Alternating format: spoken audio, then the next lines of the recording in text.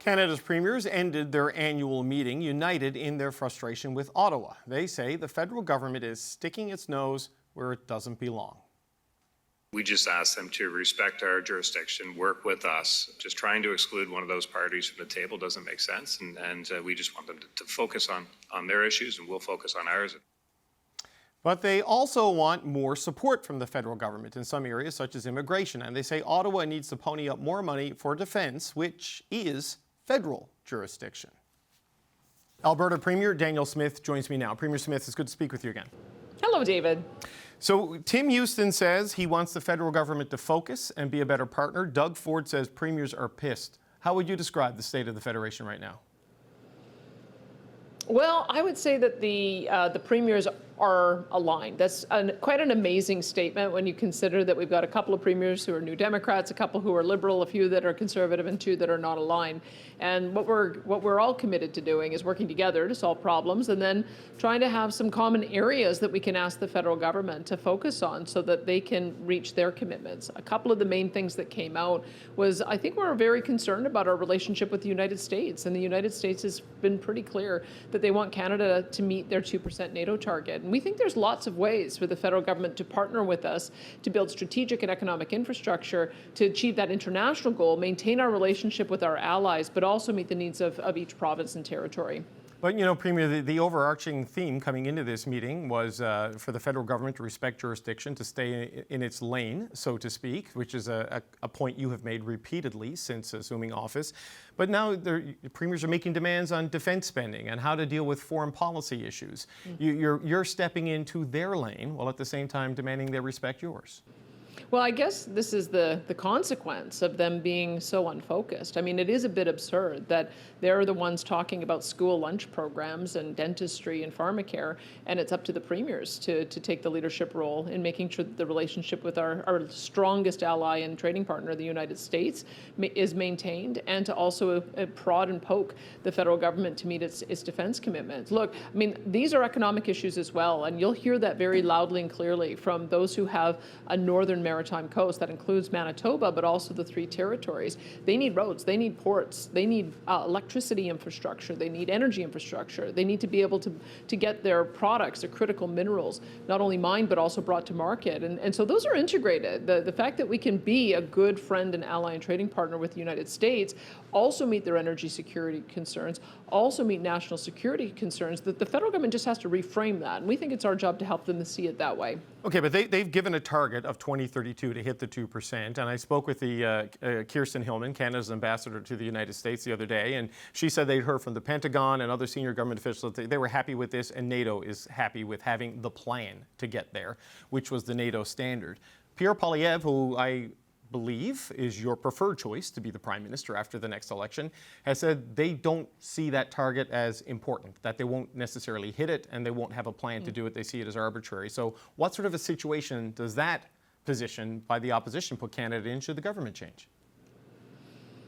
Well, look, that's why I think having a focus on both economic and military infrastructure is important, because regardless of how quickly it might elevate us to get to that goal, we still do need this critical infrastructure. We still need to be finding avenues to get our products to market. We know that the world is thirsty for our energy, it's thirsty for our food, it's also thirsty for the critical minerals that are going to be relied on for everything, from critical elements that support defense spending all the way through to batteries to be able to fuel iPhones and electric cars. So I think that our frustration is that the federal government continues to focus on things and create duplicate programs that create duplicate administration in areas of provincial jurisdiction. What they really could do is really leverage their ability to invest in strategic infrastructure. I mean, the example I gave was that they had a $33 billion 10-year program to invest in community infrastructure. We can match that, and the municipalities can match that. So we could have,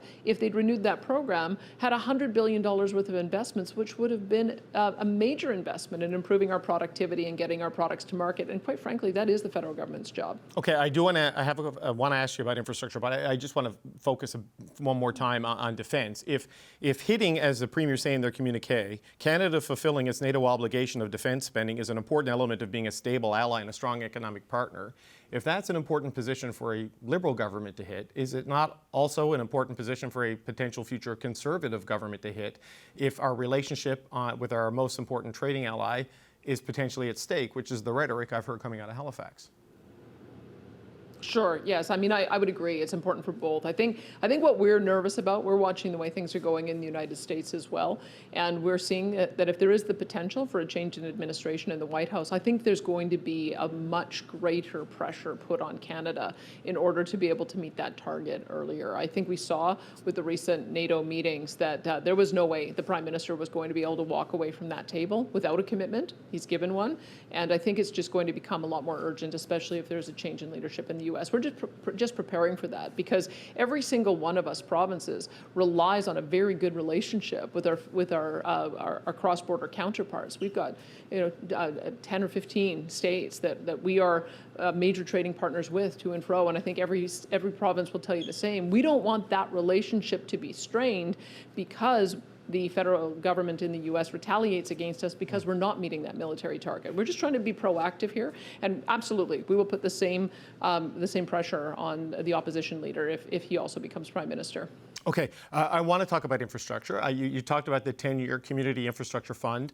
I believe that was only supposed to run for about 10 years, and then they would readjust their priorities. And they've announced some of the details today of what they're calling the Canada Public Transit Fund, which is a 10-year program worth about $30 billion. So that seems to be the next priority focus of this government. But it comes with conditions similar to the Housing Accelerator for municipalities who want to qualify for this type of funding. So is that the sort of long-term commitment on infrastructure you're looking for the federal government? And can you work with them if there are conditions to change like housing and parking regulations at municipal levels to get this cash? Well, look, I mean, we'll always do what we can to try to partner with the federal government to make sure that Albertans get their fair share of resources. We're working with them now to see if we can have access to a housing accelerator fund that will be fair for all of our jurisdictions, since they only did bilateral agreements with a handful of municipalities. And so we hope that that conversation is fruitful. When it comes to transit, we put forward a major program that we want to hopefully get funded, which is to build out commuter rail that would see us not only build commuter rail around our two major centers of Calgary and Edmonton, but connect the two and maybe go on to the mountains as well. So I think that there would be a way that we'd be able to work with the federal government on that. But that being said, there are 320 municipalities in Alberta, and not all of them have transit systems. And so they've created a program that really is going to benefit the large municipalities. And as provinces, we have an obligation to make sure that all of our municipalities are treated fairly, which is why I prefer a program that isn't so specific on only a couple of different items. Newfoundland and Labrador Premier Andrew Furey appears to have lit a bit of a match with his constitutional challenge of the equalization program.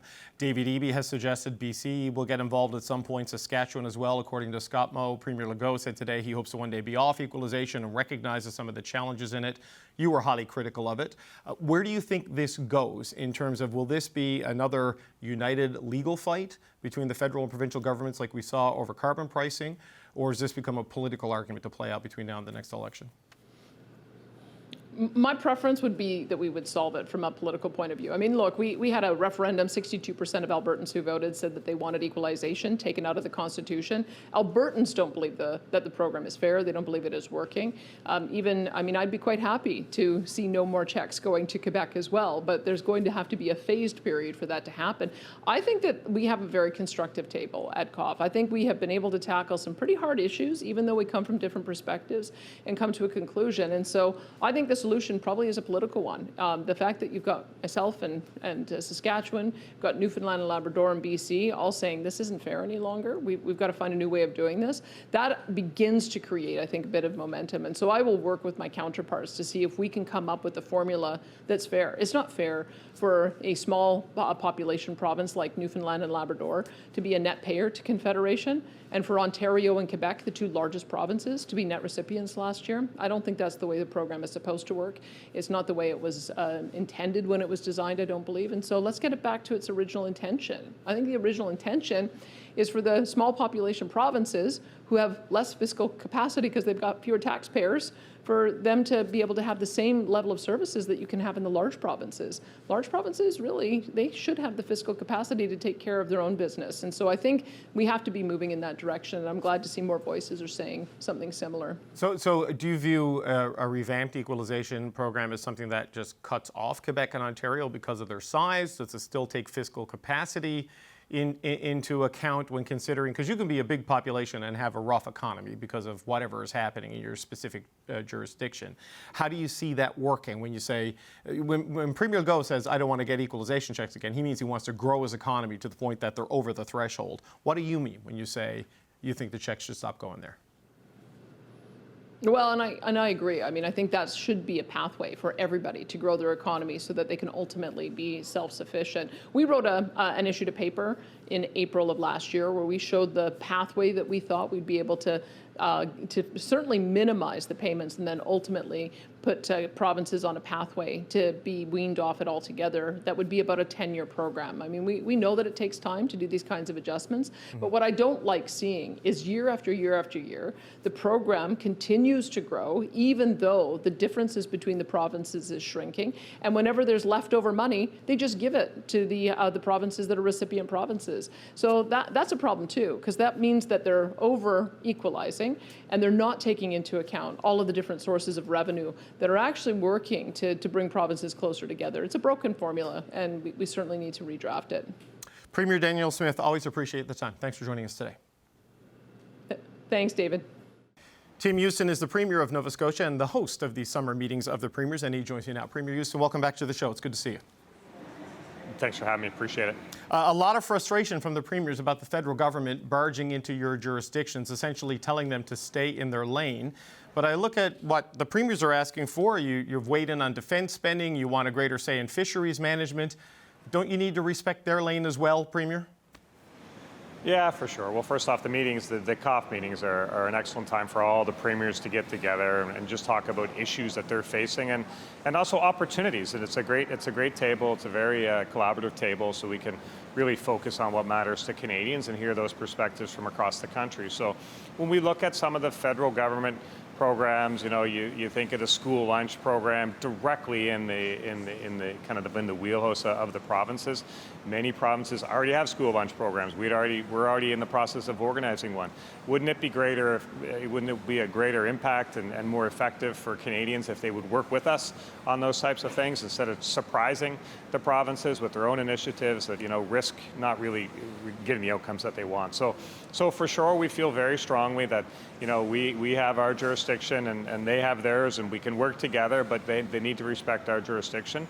In the case of I would say the 2% NATO, a lot of people think of that, exclusively as defense, but the premiers talked about the broader implications of meeting that obligation internationally, and specifically in terms of our relationship with the United States. There's significant trade. We're a trusted trading partner of the United States. There's a lot of movement of goods and people back and forth, and we were just worried that if the federal government doesn't fulfill that obligation, it has direct ramifications on the provinces in trade and in the movement of goods and people. So, right. So we're asking them to honor their obligations because of the impact that it has on the provinces and on our economies. But see, here's I guess this is the weird thing about Canadian federalism, Premier, and the way jurisdiction works. Defense, foreign policy, international trade, that's their jurisdiction. Things like housing and education are your jurisdiction, but you all have a shared stake in it, and you're all accountable to the same voters. And they're frustrated by inaction on, say, the provincial and municipal end on housing, so the feds have to get into it, and now you're weighing in on defense. So, I mean, is this about jurisdiction or just a misalignment of priorities? No, we're weighing in on the international obligation and the impacts it has on us. So movement of lobster, movement of seafood, movement of tires, movement of products produced by Nova Scotia, movement of energy in the case of other provinces and in Nova Scotia as well. A federal government's decision to not honor our obligation has its own, there are own issues with not honoring our obligations on the international stage.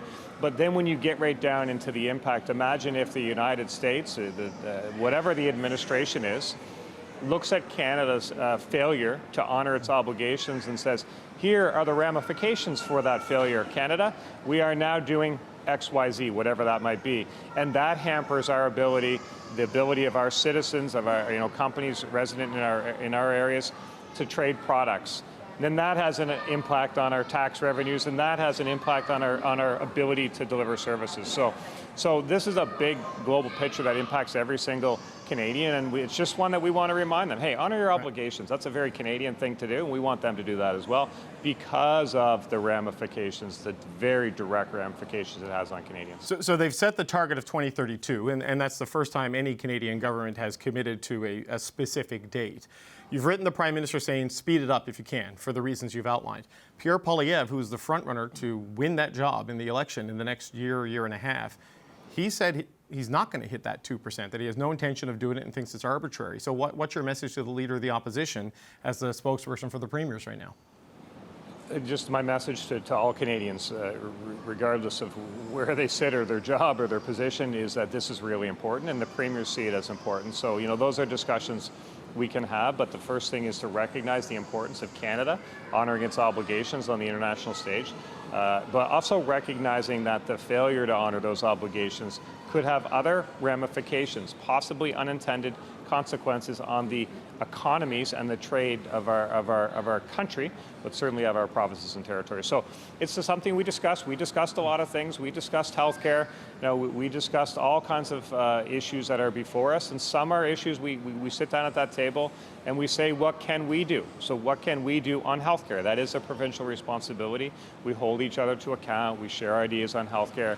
We talk about files that matter to Canadians. This was just one of them, but it's a really important one, but there are many, many important ones. Well, while premiers were talking about jurisdiction, the Prime Minister and some of his other ministers were rolling out public transit money today, announcing the details of the public transit fund, the Canada Public Transit Fund, that will start delivering money in 2026, mostly aimed at municipalities, which are in your jurisdiction, and which has conditions similar to the Housing Accelerator in terms of zoning and parking changes for municipalities to qualify for it. Is this an example of intrusion, or is this an example of something where you think you can work together with the federal government on these things? Well, here's the simple reality. The simple reality is as much as the federal government wants to go past the provinces and territories into the municipalities, whatever it is they're trying to achieve, whatever deal they get with the municipality, it's very, very unlikely that it will be executed upon without the province or the territory participating.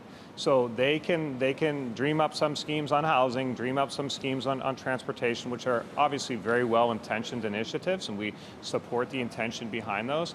But in the execution phase, whatever agreements they may reach with the municipality, they're going to, it's very unlikely that it's not going to involve the province. So just put us at the table to begin with and work with us on those issues. That's all we're asking. But can the federal government, in the end, to make it happen? Sorry, but can the federal government, in your vision of how this should work, come to the table with conditions on its money? Because it sounds like a lot of premiers kind of want the federal government to just adopt the provincial agenda as their agenda and design programs around that, when they have specific things they want to achieve as part of what they were elected to do. We have shared priorities. They have priorities. We have priority. With most of the priorities are shared. So just work with us. I mean, we're there. We want to achieve outcomes for our citizens. We want to achieve outcomes for all Canadians. So we're there. We're an active participant in that process and a very willing participant. So just bring us. Stop. Don't try to go around us. Don't try to cut us out. Don't try to find some scheme that. You're not going to get the outcomes. You risk not hitting the outcomes. So just involve us at the beginning. That's all we ask. I don't think it's an unreasonable ask, particularly when we're going to be writing some of these checks anyway if they're going to work. So just put us there at the beginning. Right. I can understand why you would want alignment on priorities and certainly on programs to get the best outcomes. But, you said living up to your obligations is the Canadian thing to do. The communique says our federation works best when all orders of government respect constitutional authority. How do premiers square that with what's happening in Saskatchewan, where Premier Scott Moe is not collecting and not remitting a tax that is within the federal government's jurisdiction to apply? I think that's something that will be before the courts, and there'll be all kinds of arguments back and forth on that. But I have my own strong feelings on the carbon tax and the effectiveness of the carbon tax. I think it's debilitating to Nova Scotians. I don't think it helps advance the agenda, which is a common agenda, protect the environment. I don't think it advances that. So, this is just an example of an area where we can work together in Nova Scotia. We've put forward a plan. We've legislated environmental targets. We're serious on protecting the planet for future generations. We've laid out a plan that if the federal government would work with us, we could achieve the outcomes. That they've taken another course which is not going to make achieving of those outcomes any quicker or any easier. In fact, it's probably going to make it more difficult to achieve the outcomes. It's a policy where we have a common goal, but different policy objectives, courses on that. So, again, if we would sit, all we're asking, and I appreciate your focus on this and your different angles on this, David, but I would just bring it back to a simple ask, and that's just to work with the provinces. We're willing partners on achieving these outcomes. So just as a final question, because I know you have to run, it sounds like you have a lot to talk about with the Prime Minister, and I know you were requesting a First Minister's meeting earlier this year in the run-up to the April 1 increase in the carbon tax, which the majority of you oppose. Where are things on that front? Is there any sign of the Premiers and the Prime Minister getting together to talk about this working together between the provincial, territorial, and federal level? I know there's a lot of people that are wanting to meet with the Prime Minister, including his own caucus. He's in demand, yes. But certainly, I would commit. I think I'd be safe to commit on behalf of the Premiers that as soon as the Prime Minister is ready to meet with the Premiers, we'll be there. And there absolutely is a lot to talk about, and it can be a constructive conversation. But we just have to have it, and we're willing to have it. Premier Tim Houston, thank you for taking the time to meet with me today. Thank you, sir. Appreciate it. Thanks for having me, David.